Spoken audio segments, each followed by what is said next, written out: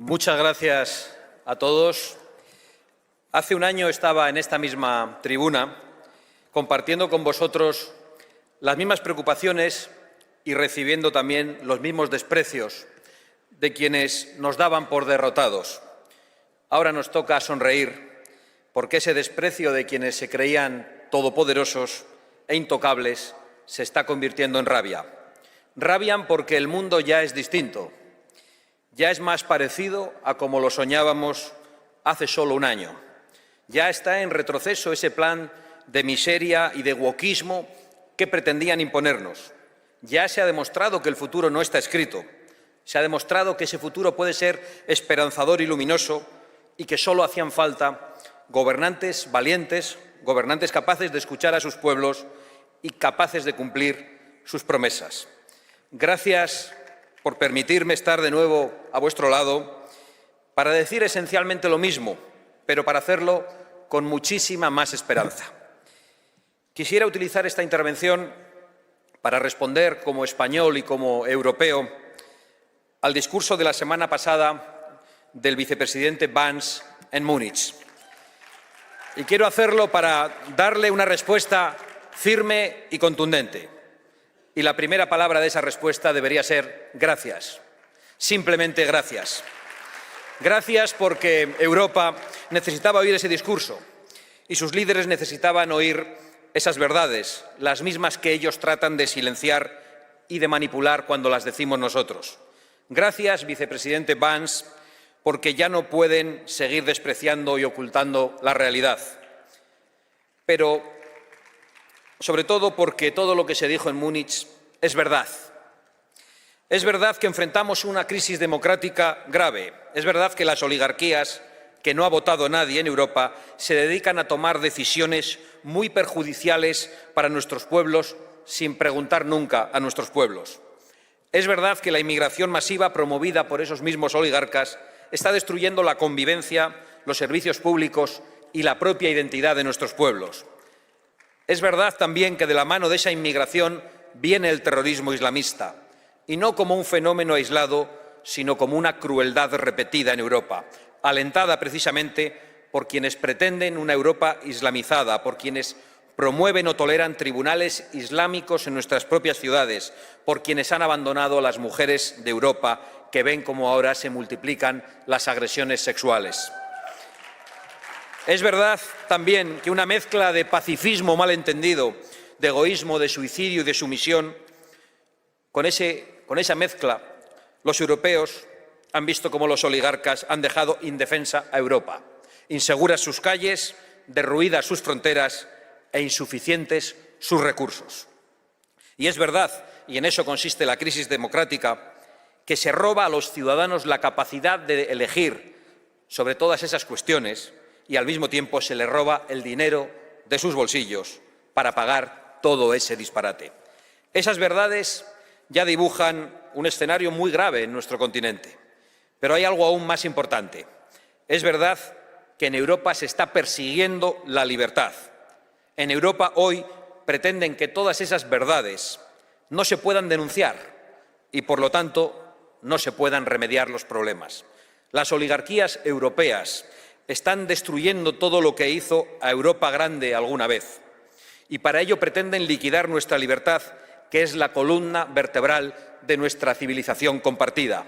Porque Europa es la filosofía griega, el derecho romano y la espiritualidad cristiana. Europa no es la sumisión islamista, ni la ideología woke, ni la cultura de la cancelación. La respuesta a las verdades del barquero del vicepresidente Vance no se hizo esperar por parte de un comisario de la censura. El vicepresidente Vance vino a Europa a decir que Europa ya no acepta la libertad de expresión y la respuesta de un ministro socialista alemán fue: el discurso de Vance es inaceptable. Todo claro. Nosotros, por el contrario, lo aplaudimos y le damos las gracias, porque es verdad que tenemos una civilización compartida y no es la woke, ni tampoco es el manifiesto comunista, aunque demasiadas veces hayamos sufrido esos azotes totalitarios tan semejantes en sus formas. Nuestra civilización es la de la libertad de expresión, la libertad de creación, la libertad económica y la de las raíces cristianas, porque el futuro también está en esas raíces. Y es verdad que si queremos preservar esa civilización debemos cambiar de rumbo. Algunos llevamos mucho tiempo exigiéndolo y algunas naciones ya lo están consiguiendo con grandes resultados electorales. Porque es verdad también que fueron políticos los que tomaron esas decisiones, políticos con nombres y apellidos, y basta con cambiar a esos políticos para cambiar el futuro tenebroso al que nos dirigían. Son esos políticos que ahora están rabiosos los que se empeñan en señalar al presidente Trump como enemigo de Europa porque pone los intereses de los estadounidenses en primer lugar. Esa acusación es algo que solo se le puede ocurrir a quienes han puesto los intereses de sus ciudadanos en el último lugar. Son esos políticos los que ahora pretenden llevarnos al conflicto masivo porque no se atreven a reconocer sus errores. Son esos políticos los que han impuesto a Europa las verdaderas cargas a nuestra economía. No son los aranceles anunciados por Estados Unidos, que ojalá no lleguen. Los verdaderos aranceles a los europeos son el Pacto Verde, los impuestos abusivos y la regulación woke. Esa es nuestra ruina y no nos la ha impuesto nadie desde fuera. La han impuesto políticos en Bruselas en contra de la voluntad de los pueblos europeos. Literalmente los mismos y literalmente lloraban y todavía lloran. Pero no lloran por los muertos en Ucrania, a la que han utilizado y a la que han engañado, ni lloran por los muertos durante la pandemia, cuyo origen también censuraron. No lloran por las continuas víctimas de los ataques yihadistas. No lloran por nada de eso. No lloran tampoco por todas las oportunidades que han robado a los jóvenes europeos, ni por la inseguridad a la que han condenado a las mujeres europeas. No lloran por la destrucción de las iglesias, ni por los ataques terroristas en los mercadillos navideños. No lloran por nada de eso. Lloran y patalean porque su incapacidad, su necedad y su traición ya está a la vista de todo el mundo. Lloraban y todavía lloran porque su negocio, que no es otro que el de enriquecerse vendiendo a Europa, ha llegado a su fin. Entre otras cosas porque la administración Biden, que les llenaba las carteras, se ha terminado. Y con ella se han terminado los millones de dólares que ellos repartían para esparcir sus políticas y sus ideologías absolutamente nefastas. Lloran también porque su tiempo ha terminado. No podemos por ello sentir la más mínima compasión por esas lágrimas de quienes han sido fuertes hasta la crueldad con los débiles y ahora lloriquean ante los argumentos fuertes y verdaderos.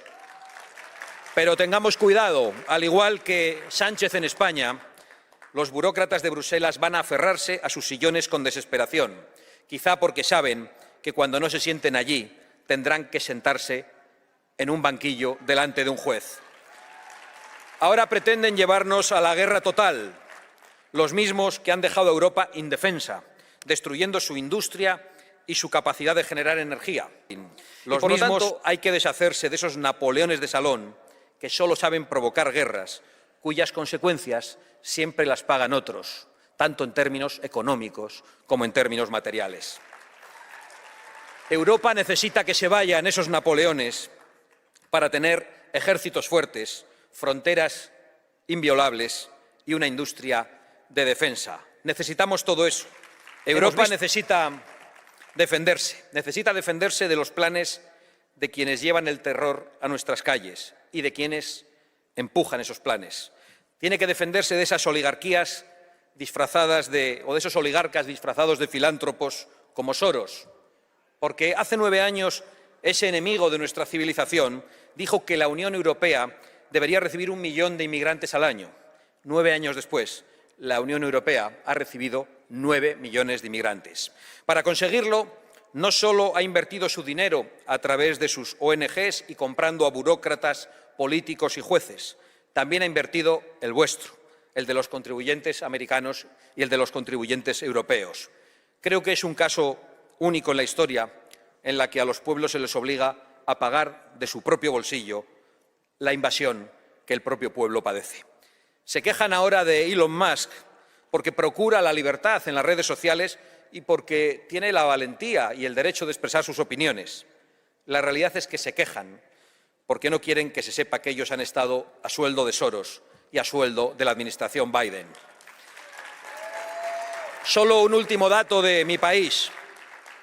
La primera persona que visitó al corrupto presidente de España, Pedro Sánchez, fue precisamente George Soros, en el Palacio de la Moncloa.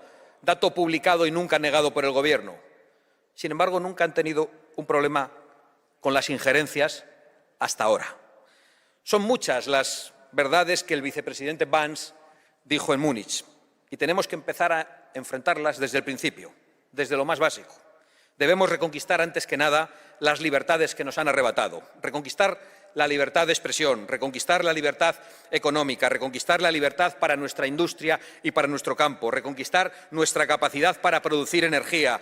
Debemos reconquistar también nuestras fronteras, nuestra identidad y la seguridad perdida en nuestras calles. Debemos reconquistar la democracia para todos los ciudadanos y debemos reconquistar la soberanía de las naciones. Y que estén seguros de que vamos a hacerlo, pese a quien pese y cueste lo que cueste. Vamos a reconquistar nuestro futuro. La época de las tinieblas está llegando a su fin.